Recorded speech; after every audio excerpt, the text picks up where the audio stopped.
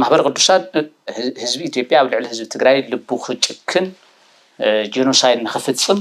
ኢንዶክትሪኔት ዝገበረን ናይ ታሪክ ተሓታቲ ገበነኛ ፋሽስት ዝኾነ ስለዚ መንበር ሰላማ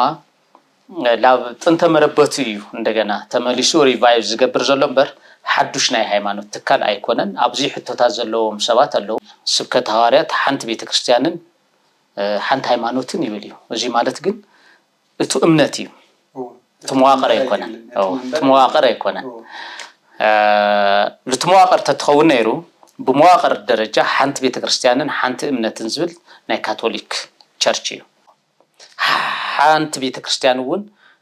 كافت حنت ክትፍለ ዘገድድዋ ነገራት ኣለዉ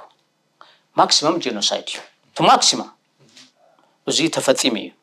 ናይ ትግራይ ጄኖሳይድ በዋናነት ዝመርሕቶ ናይ ኢትዮጵያ ኦርቶዶክስ ተዋህዶ ቤተ ክርስቲያን እያ ኣብ ክንዲ ሙጋዝ ባዕላ መርሒት ኮይና ባሪኻቶ ከነርሱ ይልቅ ሰይጣን ይሻለናል ዝበለ ጳጳስ ናይ ወጨጌ ሲኖዶስ ጳጳስ እዩ ከነርሱ ይልቅ እዚ ኣብ መጽሐፍ ቅዱስ ተኣዝዩ ዝረኸሰ ዝተጸየፈ ምስ ክርስቶስ ምንም ዓይነት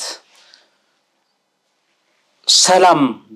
ዘይፈጥርን ክርስቶስ ዝቀጥቀጦን ሰይጣን እዩ ኣብ መጽሐፍ ቅዱስ ውሽጢ ልዕሊ ሰይጣን ዝተሰርዐ ሕማቅ ነገር የለይ ካው ኩሉ ሰብ ትኹረት ክገብረሉ ዝግባእ ኣብ ትግራይ ናይ ጄኖሳይድ ሳይታት ብሙሉአን ገዳማትን ኣብያተ ክርስቲያናትን ናይ ኣኽሱም ረ ናይ ደብረ አባይ ረ ናይ ዋልድባ ረ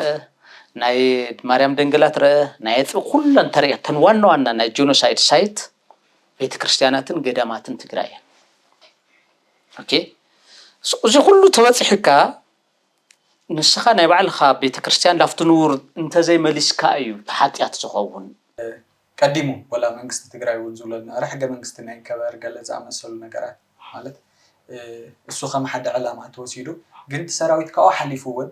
ንሃገር ትግራይና ንቃለሰለና ሃገር ክንፈጥሪና ዝብል ሴንቲሜንት ውን ፈጢሩ ነይሩ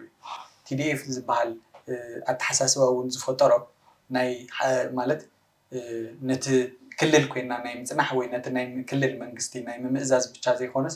ሃገራዊ ባህጊ ካው ዝዓበ ዝገዘፈ ርድኢት ስለ ዝነበረ እዩ ሶ እቲ ተጨውዩ ዝበሃል ዘሎ ዕላማስ ዘውዝኒ ኢዶ ክኾነ ይኽእል ዝተጨወየ ቃልሲ ውን የለና ኣነ ብዛኣምነሉን ብዝፈልጦን ደረጃ ማለት እዩ ንምንታይ ናይቲ ቃልሲ መበገስስ ይፍለጥ እዩ ህዝቢ ትግራይ ናይ ሃልዋትን ድሕነትን ሓደጋ ገጢምዎ ላብ ጽንተት ኣትዩ ስለ ዝነበረ ልኡል ምካት እዩ ሓቀይዶ ቃልሲ ተገይሩ ሶት ሰራዊት ናይ ዝውጽኢት እዩ እዚ ልምካት ዝተፈጠረ እዩ ሃገር ልምትራት ኣይኮነን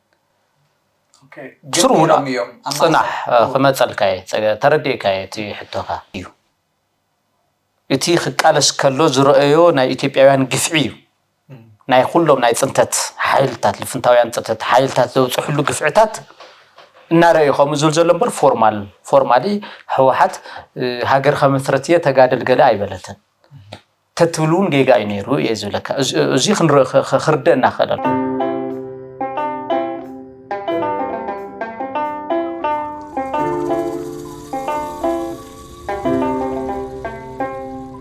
محفد تجراي أسر سلطانة نأدمعنت